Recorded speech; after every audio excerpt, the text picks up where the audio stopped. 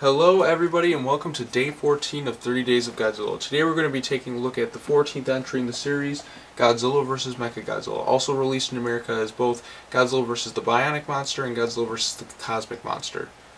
This is one that is just flat out amazing. It's flat out one of the best in the entire series. Showa, Heisei, Millennium, you name it, this one kicks major ass. This was a much needed return to form for the series. The last few entries aren't up to par with what they should have been. They were geared towards kids and should have been a whole hell of a lot better. Finally, the series fires back with this entry. This might very well be my favorite Godzilla entry, at least in the Showa series. The movie centers a lot around this prophecy that reads as follows. When a black mountain appears above the clouds, a huge monster will arise to destroy the world. But then, when the red moon sets, and the sun rises in the west, two more shall appear to save humanity. Now the evil monster that their prophecy itself is referring to is in fact Mechagodzilla. Now Mechagodzilla in here kicks major ass. He is definitely one of my favorites villains in the Godzilla series. He's in the top 2 or 3 for sure. He's filled with all sorts of weapons, missiles, lasers, he could fly, he's got like force fields and stuff, and he's made of space titanium. Now what exactly is space titanium? What distinguishes it from titanium from Earth? Well, to tell you the truth, it's just space titanium.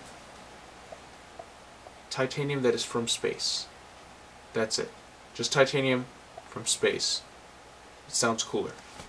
Mechagodzilla is controlled by my favorite villains in the entire series, the Simians. They are a group of aliens that hail from the third planet of the black hole. Oh, and one more thing. If you shoot them in the face, they turn and revert back to their true form, which is as space apes. Now, you might be wondering why they are my favorite. Well, I don't know. I guess they just have this sort of cool factor to it. I can't quite put my finger on it. They're just pretty entertaining. Not only are the Simians here to conquer Earth, but they are also after the statue that holds the key to unlocking King Caesar, a lion god type monster who is one of the 2 good monsters in the prophecy. The Simians believe that King Caesar is, the big roadblock that's preventing them from conquering the planet, so their plan is to completely eliminate him and wipe him out from the picture entirely. In the early part of the movie, Godzilla makes his first appearance and he's really pissed off and gets into a battle with Anguirus. It's really reminiscent of Godzilla Raids Again. During the battle, Anguirus rips away part of Godzilla's flesh, showing us that something is up. Then one of the saddest parts of all, Godzilla just rips Anguirus' jaw open and Anguirus just falls off a cliff and seemingly dies. This was the last time that Anguirus would appear in a Godzilla movie. For 30 years he would lay dormant until he would finally make his big huge reappearance in the movie Godzilla Final Wars. So Godzilla continues on in his rampage, and for some reason he is breathing orange radioactive fire. Hint, hint. Finally another Godzilla shows up, and the 2 of them have an epic battle at an industrial factory that is quite impressive. The other Godzilla is really Mechagodzilla in disguise and takes its full form. During their battle, Godzilla gets severely wounded and Mechagodzilla needs repairs. Then for a while, the movie kind of just eases back for a little while and focuses on the King Caesar plot with the Simians trying to find the statue. They kidnap some guy who can repair Mechagodzilla, make everything go according to plan so they can take over the Earth. And yeah, you get the drill. Eventually, the other characters who are seeking to awaken King Caesar finally find the location of the people who were kidnapped and are saved with the help of some Interpol agents. The main Interpol agent is pretty cool. He mostly walks around the shadows and, you guessed it, wears sunglasses. He's got this cool factor to them. He's always just like there, mysterious. Yeah. Definitely 70s, but pretty cool.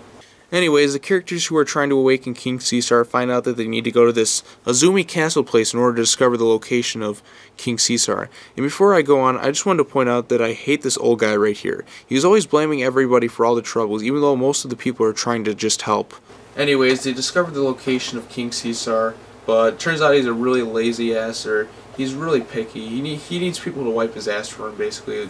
He won't wake up unless one of the royal family members of the Izumi place or whatever sings him this song. And I gotta tell you, this song, good God, does it never end. Now, the part with the song gets really annoying because this girl sings to wake him up and it lasts for over 2.5 minutes.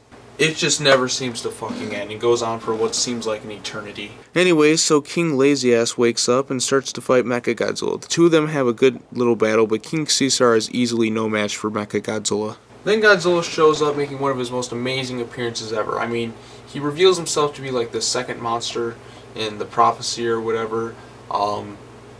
Just the way he comes in with his head and that he just comes off looking as a true badass here, and this is a Godzilla you do not want to fuck with. The battle between Mechagodzilla, Godzilla, and King Caesar is arguably the best battle in the original series. We get to see a lot of Mechagodzilla's special abilities, including this part where it spins its head around repeatedly, creating a force field around itself. Even with the help of King Caesar here, Godzilla himself has some issues with Mechagodzilla. He's a really tough foe for him to battle. At one point, Mechagodzilla tries to fly away, but Godzilla is somehow able to turn himself into a magnetic force and brings the Mechagodzilla, where he fucking rips his head off, and Mechagodzilla just fucking explodes. It's weird because his head seemed pretty flexible before. Either way, it's pretty spectacular to watch Mechagodzilla explode, and also the simian base explodes, so you get multiple explosions, and it's a lot of fun to watch. Finally, Godzilla returns to the scene, and King Caesar goes back to sleep in case they were to ever need his help again. Except in the next movie, where he just somehow vanishes, never appears, is never mentioned again. So yeah, thanks for your help, King Caesar. But either way, this is still a pretty great entry in the series. The music is great, the action scenes are good, and the villains are also good in this one. It's just one of my favorites in the entire franchise, and one that I recommend that you check out. Seriously. I mean, it's got a few flaws, but overall, it's awesome. Anyways, once again, I thank you all for watching. Tomorrow we're going to reach the halfway point of 30 Days of Godzilla, and we will also finish up reviewing the entire Showa series. So be sure to stay tuned for that. Have an awesome day, everybody.